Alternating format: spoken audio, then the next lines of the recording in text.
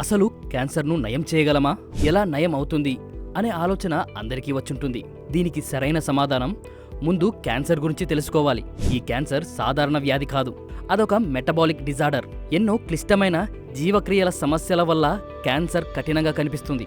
Cancer జన్యుపరంగా చాలా మార్పులతో తీవ్ర నష్టాన్ని కలిగిస్తుంది. ప్రస్తుతం టెక్నాలజీతో క్యాన్సర్ కణాలను చంపగలుగుతున్నాము, కానీ డిఎన్ఏలో జరిగే నష్టాన్ని మాత్రం ఆపలేకపోతున్నాము. ఇంకా క్యాన్సర్ ప్రారంభ దశలోనే గుర్తిస్తే చాలా వరకు నయమయ్యే అవకాశాలు ఉన్నాయి. కానీ చాలా వరకు క్యాన్సర్ లక్షణాలు తెలుసుకునే టైంకే తీవ్ర స్థాయికి చేరి ఉంటాయి. ఇలా నయం చేసే అవకాశాన్ని తగ్గిస్తుంది.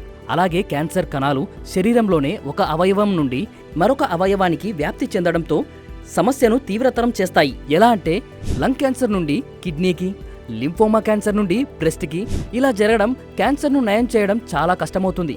క్యాన్సర్ ముఖ్యంగా ఇమ్యూనిటీని దెబ్బతీయడం కూడా ఒక కారణమని పరిశోధనలు చెబుతున్నాయి. మంచి విషయం ఏంటంటే ఇప్పటి వైద్యం చాలా వరకు మెరుగైనదనే చెప్పాలి. భవిష్యత్తులో క్యాన్సర్ను పూర్తిగా నయం చేసే చికిత్స వస్తుందని ఆశిద్దాం.